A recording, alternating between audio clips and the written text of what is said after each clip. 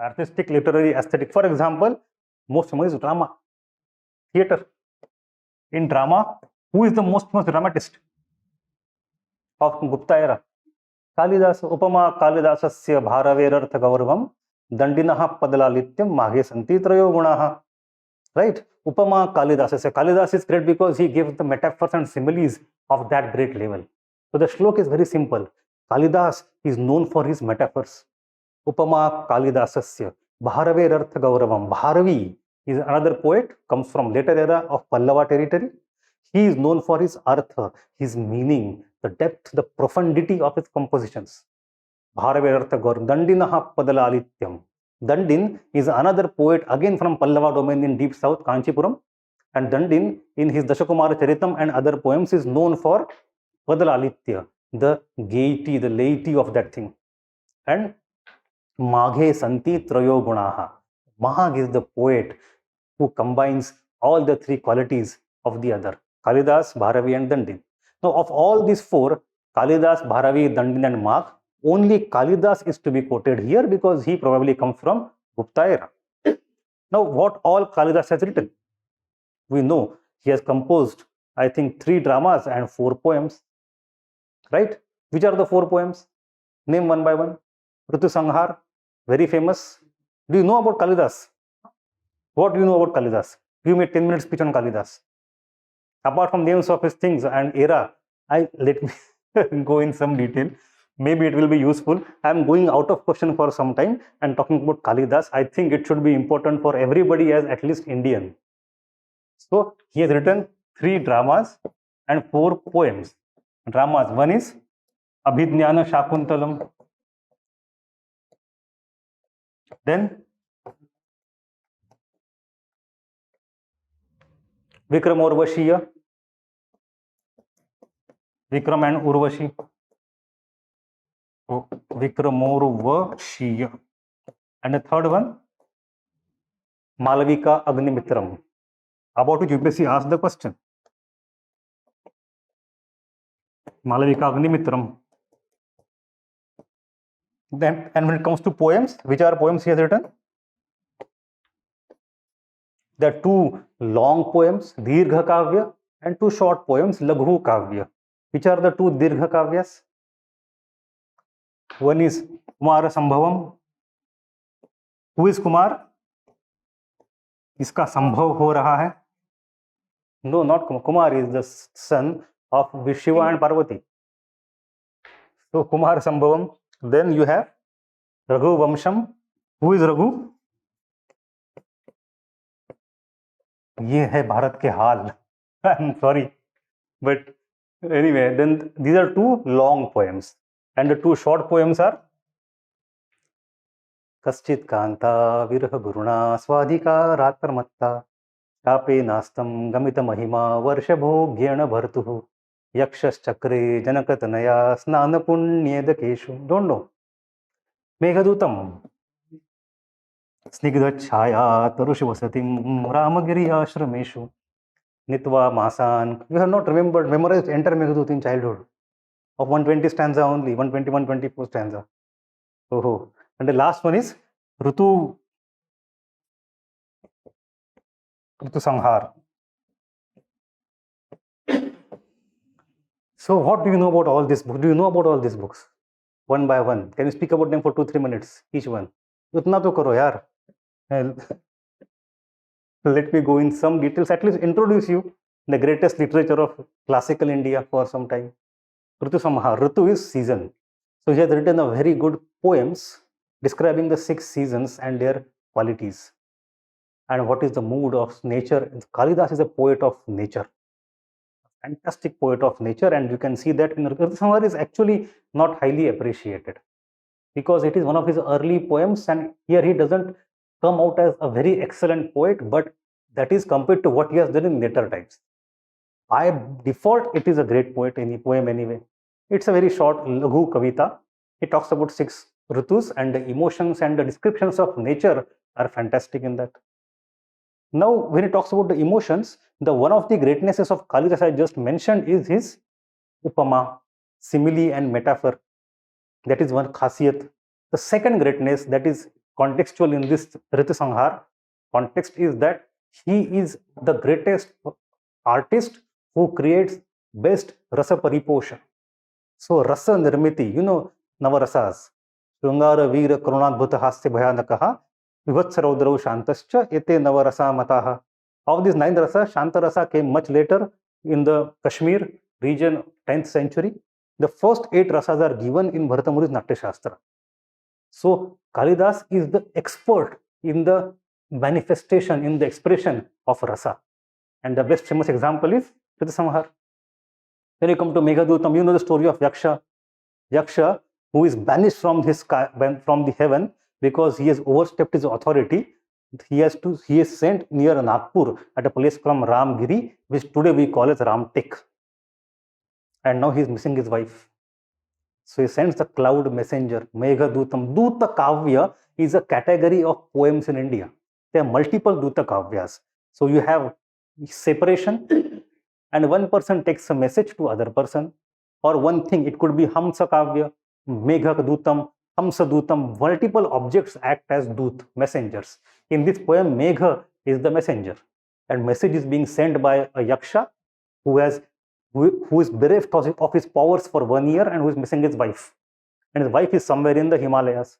So he tells the messenger, that Megha, that you go by this path and that path, you will find this mountain. You go there, you will find this river. You go there, you will find that kind of nature. So entire map of India from Vindhya to Himalaya is known to Kalidas. He gives us a lot of details. Based on that, in 20th century, people have mapped the road that the Megha must have traversed from Nagpur to Himalayas, and where the Avantipuri or Alkapuri is.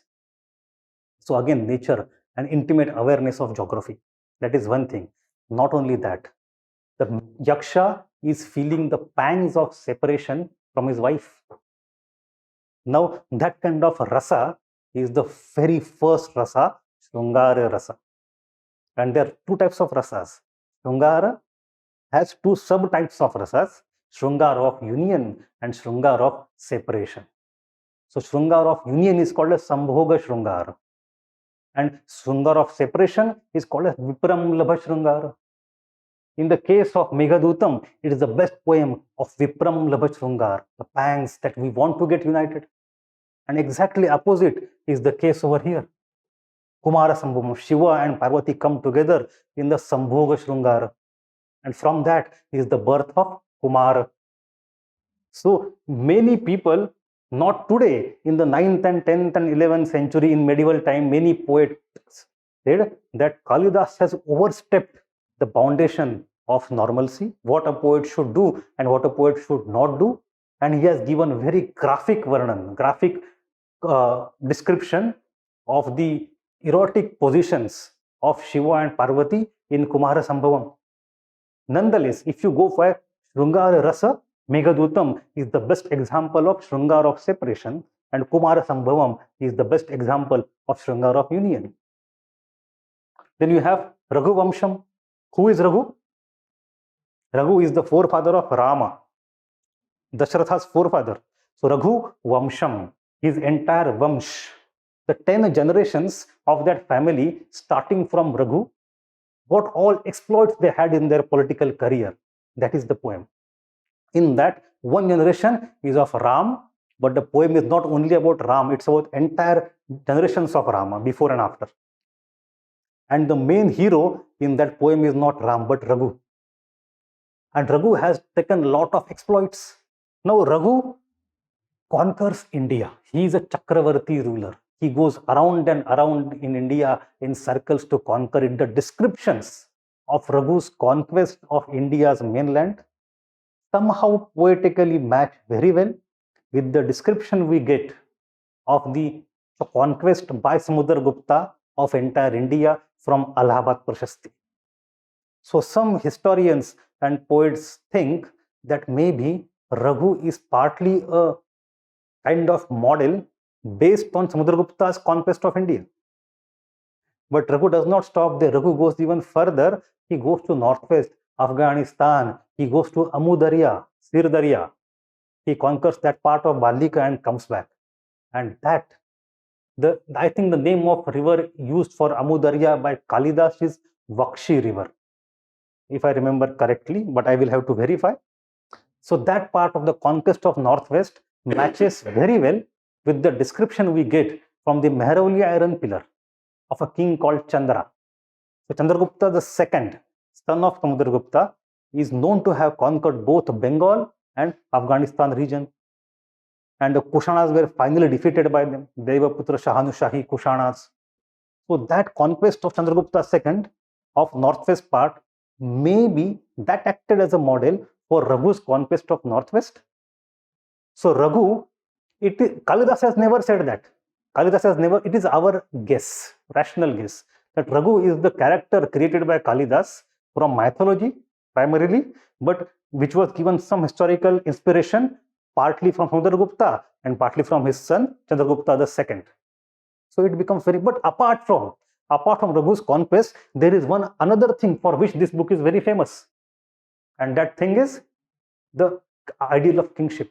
What is the duty of kingship? How the king should be, dharma and karma, duties of the king, what is justice, etc. All these things of the kingship philosophy are gone into detail by Kalidas, which we can take as representative of the Gupta kingship ideal.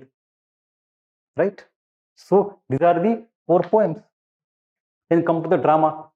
Malavika, Agnimitram. Of all these poems, which are primarily based on epics, it is the only drama which is based on a historical character.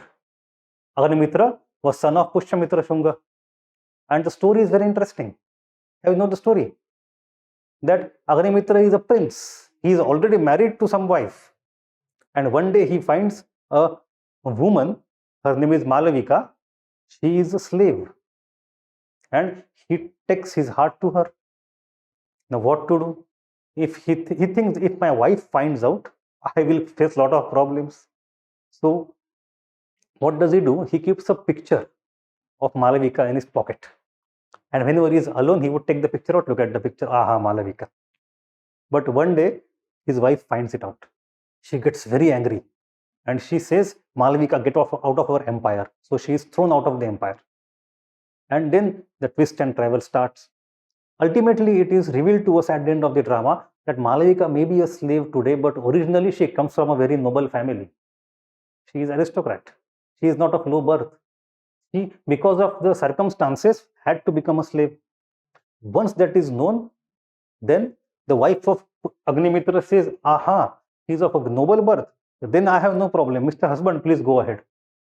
So it is a story that ends on a very happy note.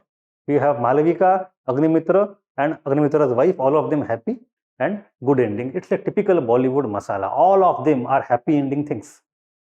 It is a norm given by Bharata Muni in Natya Shastra that we should not have tragedy. Tragedy was a very identifying marker of Greek drama. In India, tragedies are not allowed, except for 1 or 2 exceptions. And none of them is by Kalidas. But anyway, we have Vikram and Urvashi. Vikram Urvashiyam is a very famous story, partly from epics, and same Abhijnana Shakuntala and Dushyanta. The story of that thing, someone machli khati hai, everybody knows those stories, right? There is some element of tragedy in that also. Shakuntala, there is some element of tragedy, but ultimately both of them get united, Shakuntala and Dushyanta. There is a story by some author who claims that, see, some Eurocentric historians call Kalidas as Shakespeare of India. But Shakespeare has written a lot of tragedies. Kalidas has written none. So it is not a kind of correct comparison. It is a very Eurocentric way of looking. The only sense of somewhat tragedy you find in Abhijnana Shakuntalam for some time. Had Kalidas shown that before the messenger from Dushyant reaches Shakuntala at the end, she commits a suicide, and the messenger brings the message back to Dushyant. Dushyanta is bereft with separation and gets very sad, and he also commits a suicide. Then that would become Shakespearean tragedy. लेकिन यहाँ पे होता नहीं है, यहाँ साथ में आ जाते हैं. So we have all these stories. Kalidas is known for his rasa. Kalidas, he is known for the best kind of portrayal of Shrungara rasa. Kalidas is also known for his use of metaphors and simile. And Kalidas is known for the portrayal of nature. And also, one last thing, the language that Kalidas has used. I am not going to see, these are the basic things. You should be able to write 5 marker on Kalidas at least. The language that Kalidas has used, it is a type of Sanskrit called Vaidarbhi Sanskrit. Vaidarbhi Sanskrit. See, Sanskrit also has regional styles. The two famous styles of Sanskrit in that Gupta era, one is Vaidarbhi, another is Gaudi. So Vaidarbhi comes from Deccan and Gaud comes from the east part of India. The Gaudi is known to be a very ornate and complex Sanskrit, technically superior but ornate. Vaidarbhi is known for its sweetness. Kalidas came from region near Ujjain maybe. He was also for some times, as per stories, in the port of Vakatakas. So he has used Vaidarbhi Sanskrit, which is very mellifluous. So mellifluous type of Sanskrit is Vaidarbhi Sanskrit.